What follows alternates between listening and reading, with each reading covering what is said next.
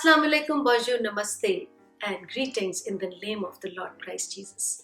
This is Wajiha Farhan, and I am today here again with a new video. And our today's topic is from positive parenting theme. As I had mentioned in earlier videos, that I am very passionate to build a community where people know how to deal with their emotions and how to respond when when the people around them are going through some anger management thing. So our today's video is about why children misbehave. So in this video, I only will give you some information which is all research proved, and this theoretical framework we use here in Canadian schools as well. So please make sure that this is not what I believe, this is not what somebody told me. This whatever information I will sharing with you today is all research based, is all scientifically proven. So, before delving deeper into our topic, I just want to say thank you to all of you for liking, watching, sharing my YouTube channel. I request you to keep doing this and keep supporting my channel. Thank you so much. So, yes, let's get back to our topic, and our topic is why children misbehave. Like we see all the time children around us, they can be disrespectful, even they do not listen to us, they just do not listen to our request, and they exhibit very unexpected behavior, or we can say very inappropriate behaviors, and that is very normal. But if it is our child, and if our child is doing in a social settings, when our friends are around, when our family is around, and when they are not doing some good things, we get more upset, and we get just, oh my God, what he is doing. And we are just worried about what people around us are going to think about this situation. So, my dear friends, most of the time we think that what this child is doing, if we come across this type of situations, we say what this child is doing. Nobody has taught him how to be respectful. Nobody has taught him. But today, I want to make you aware. I want to shift your paradigm of thought from what this child is doing to why this child is doing. Try to focus on why this child paradigm, then what this child, then we will be a better problem solver. We will be more supportive, more empathetic, more helpful to that situation. We will be better problem solvers, and we will respond from a different perspective, from a different standpoint. So I just want you all to remember this, please, always. And I know it is not easy. You have to do this practice every day. So the first point which I want to, and I will encourage you, and I want you to remember always, when a child is misbehaving around you, or maybe your child, or maybe as a teacher, your student, please remember that child is trying to communicate something. Science and research and neurosciences and social scientists, they have proven this. There's a plethora of research which says that it is communication. Child is communicating something, and the tantrum is very natural. The tantrums are very normal. Please take it this way. I just want to take you back. Remember when the child was a kid and the child cannot speak, cannot communicate with us like verbally? What he used to do? Just try to remember. The child used to tell us that things are not right, or child is hungry, or that baby is wet, or not feeling well, or sick. How? Through crying. Yes. So this is very natural, and this is how the kids communicate with us. So this is the first thing. Always remember, like if we are seeing a child showing tantrums, please remember it is a sign of communication. The second thing which I want to tell you is, might be a child is copying someone, because maybe he has seen in the movies, in the cartoons, that he has seen someone, they're getting their ways by crying, or maybe they have seen someone around them in their surrounding, they yell, they scream, they shout, and they get what they want. maybe in the school, their friends. And as we all know, the younger kids are very big copycats. So this could be one of the reasons the child is copying someone. So what as a parent we should do, that I will tell you in our next video. Okay, the next point which I want to bring here is that sometimes they want to show you that they are independent enough and they can do things on their own. Sometimes they want to show you that they are independent. And this is why they want to show, they want to tell you, they want to show the tantrums if you are not allowing them. Sometimes, as a parents, we believe like they should do always what we are expecting them to do, and that's right because they do not know. But my dear friends, parents, or teachers, or children have their own preferences. They are like human beings like you and me. Please remember it always, always, and always. This is the second point I want you to remember always after communication. The children are human beings. They have their preferences, they have their choices, they have good days, they have bad days. So please remember this. So please, you can talk to them, you can ask them, you can discuss. Might be their those choices or their those demands are not significant for you, or you think as kids they cannot have it, but it doesn't mean that those demands are not big for them. They are certainly big for them.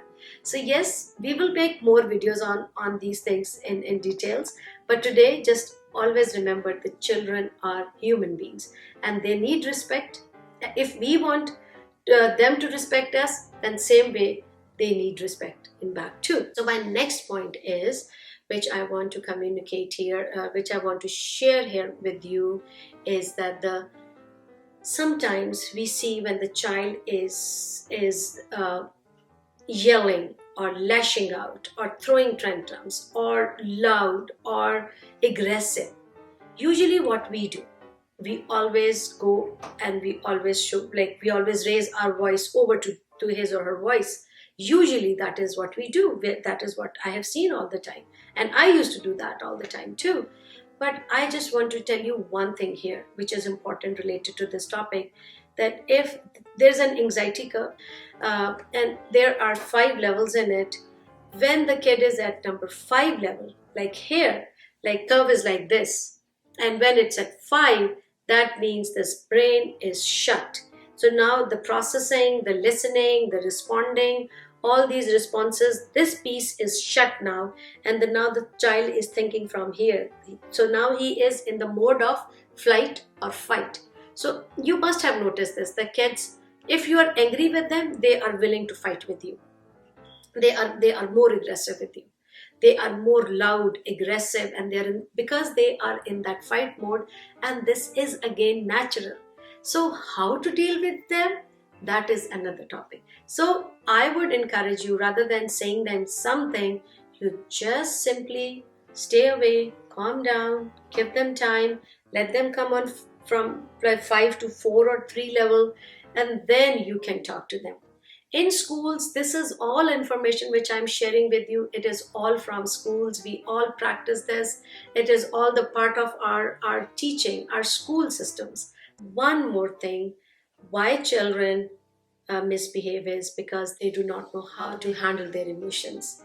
And again, the research has proven that the child from till age 8 or 9, they cannot mix two emotions. They cannot mix emotions. So if they're angry, they will tell you they're angry, and they do not know how to process it because we have not given them those tools. Maybe as parents, when I see people now, they do not have emotional capacity. And usually you see people here and then they go up there, like the anger, it just escalates like this way. It goes so fast up. So we need to give them those tools too. And the last thing which I want you to remember today is, which is also again very important, is the developmental piece, because the brain develops from back to front, and this piece of the brain, which is called prefrontal cortex, it develops. The scientists or the neuroscientists, they are they are like agreed that at the average of 25 years of age, because some scientists say it is, in some cases it is at the age of 20, and in some cases it does not develop by the age of 30. So yes, this piece which is responsible for reasoning, for making choices, for making the comparisons, so this piece is not there. Just imagine an 8 years old child. He does not have this reasoning piece. He does not, even 18, even my 19 and 20, as adults, we know these different things, that their emotional piece, which science proved. Science is proving this. It's not that I am saying, science has proved this. That's the emotional piece, their developmental piece, and their communication piece. These three pieces are very, very important to remember, my dear friends, as adults, as parents, as teachers, because if we will know these three pieces, then it will be easier for us how to handle that situations, how to deal with the kid who is very aggressive or who is very angry. In the end, I just want to encourage you that as parents, we do not get any manual instruction or guide or something. We try on with our own experiences. We find different strategies from our environment, or sometimes we follow some of the strategies of which our parents used on us when they were bringing us up. Yes, I am okay with those. I have no issues with that. I am agreed with traditional, but at that time they worked for my father because he grew me up in that community only, and only the communication was through letters. We did not know what is the my cousins were doing in their home, but now it's the communication era. It's the social media, and the communication is on our fingertips. So we need to be little more cautious as parents. We need to be little more involved. We need to be little more positive. We need to be little more friendly with our children, and we need to learn different ways and try to use those ways which have worked for some people, which have helped some people to raise their.